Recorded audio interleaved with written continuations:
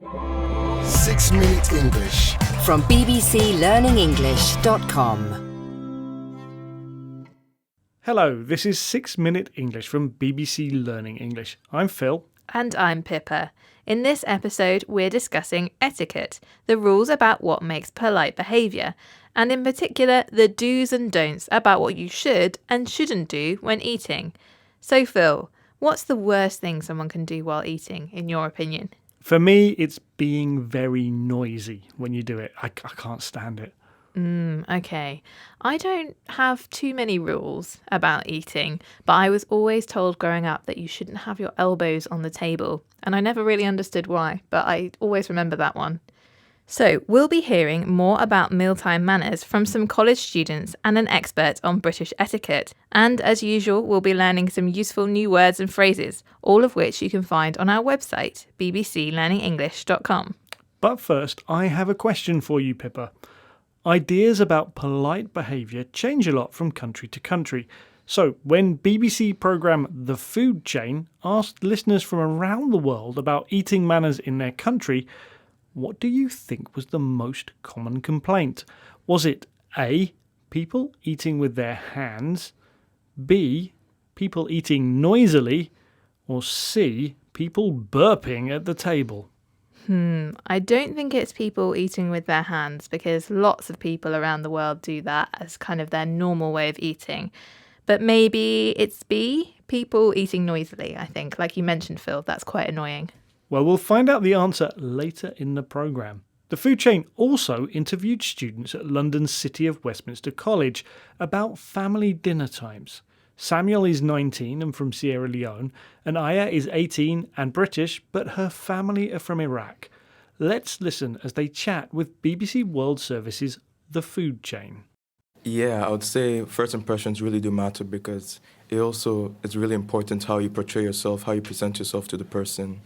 What I don't want to see is any loud chewing or with your mouth open, please and thank you. I would like to see, though, eye contact, having a conversation, using your cutlery. Sometimes, and I thought this could be like picky for everyone else, but having a tissue or a napkin on your lap, just in case you spill anything. The students think etiquette is important. Samuel says it's about making a good first impression. Your first impression is the opinion you form about someone when you meet them for the first time. For Aya, eating with your mouth open is definitely rude. She also thinks people should use a napkin, although that could be seen as picky. Picky here means being too strict about the rules. For this group of students, showing respect and appreciation for the meal is very important, and this idea is common across most, if not all, cultures throughout history. So, imagine a scene from a TV show like Game of Thrones. Two enemy forces have stopped fighting, made peace, and now gather for a meal. The leaders clink glasses, meaning they lift up and touch drinks, and make a toast. They hold up a glass of alcohol and drink it to show respect. Now, keep that image in mind, because we're going to hear British etiquette coach Rupert Wesson explaining why people clink glasses. Here he is talking to Ruth Alexander, presenter of BBC World Service programme The Food Chain. Perhaps the simplest example is why do we clink glasses when we have a toast? If you clink glasses, you're slopping a bit of your drink into his cup and he's slopping a bit of drink into your cup. And therefore, by having that toast, you are showing, look, I trust you, you trust me, and that's why we do it. If you've poisoned my drink that's now slopped into your cup, you won't drink it. Correct. Hats at the table. We're hearing from BBC World Service listeners that is a no-no. Is that right? It's not something I would do. In fact, I would not be wearing a hat inside anyway. So, Phil, when we clink glasses in a toast, some of my drink might spill into your glass and some of your drink might spill into mine. Historically, this mixing of drinks was a way of proving the drinks were not poisoned. Ruth also asks about wearing hats at the table, and Rupert calls this a no-no. A no-no is an informal phrase for something that is considered socially unacceptable.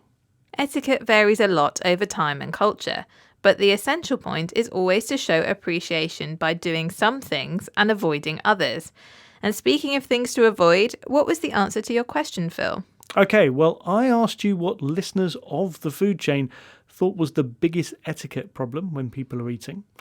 You said that it was people eating noisily, and I can reveal that's the right answer. It was people eating noisily. Okay, let's recap the vocabulary we've learnt about mealtime do's and don'ts. Rules about how you should and shouldn't behave. Your first impression of someone is the opinion you form when meeting them for the first time. The word picky is used to describe someone who is too strict about rules.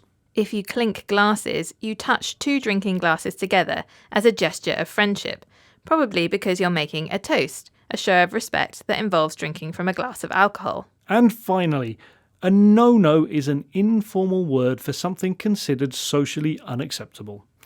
Once again, our 6 minutes are up. But if you'd like to find out more about dining etiquette, then head over to our website, bbclearningenglish.com, to download a programme worksheet and try the quiz. See you again soon, but for now, it's goodbye. Bye. 6 Minute English from bbclearningenglish.com.